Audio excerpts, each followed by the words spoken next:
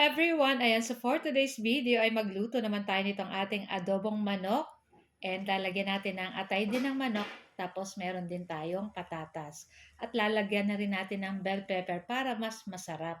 So tara na guys at samahan niyo pa magluto. And enjoy watching po. So ayan na nga at magpainit lang tayo nitong ating kawali at maglagay tayo ng ating cooking oil.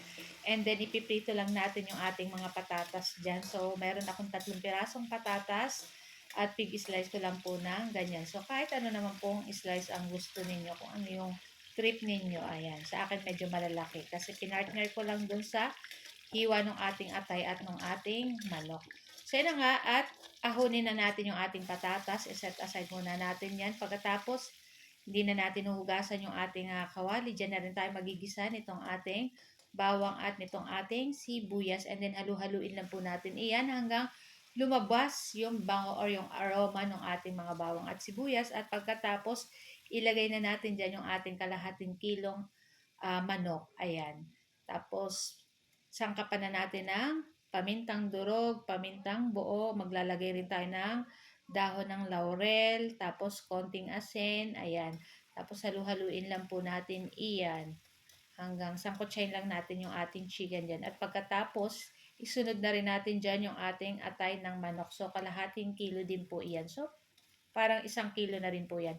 Kalahating kilo ng manok and then kalahating kilo ng atay ng manok. So, ayan na nga. At timplahan na natin yan ng toyo. Ayan. Estimate nyo na lang guys yung paglagay. Tapos, maglalagay rin tayo ng oyster sauce para mas masarap. Ayan. Syempre, halu-haluin po natin iyan.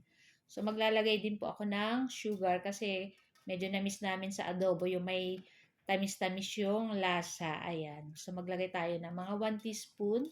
Kung gusto niyo pa ng matamis-tamis, dagdagan niyo na lang po. Pero kung ayaw niyo, pwede namang hindi. Ayan.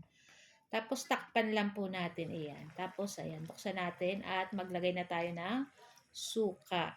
So, hindi na po ako naglagay ng tubig dyan kasi ang manok po ay nagtutubig namang sarili yan. Ayan.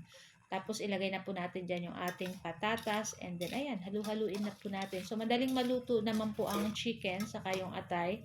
Mga ilang minuto lang natin itong lulutuin. Then, takpan lang po uli natin. Ayan na nga. At ilagay na natin itong ating bell pepper. Ayan, yung ating nabiling bell pepper ay may green at orange. Tapos, ayan, halu-haluin lang po natin. So, kung gusto nyo pa yung nagmamantika, pwede nyo uh, pwede nyo pang ano yung sabaw. Kung ayaw nyo, gusto nyo mantika, nagmamantika. Ayan. Pero ito sa akin, okay na to guys. May konting sabaw. Konti lang yan. Pero kung gusto nyo pang walang sabaw, ayan. Ipatuloy nyo lang lutuin ng mahinang apoy. Ayan. So, pwede na natin tong i-transfer sa ating lalagyan at kami rin po ay kakain na ng aming dinner. So, guys, thank you for watching.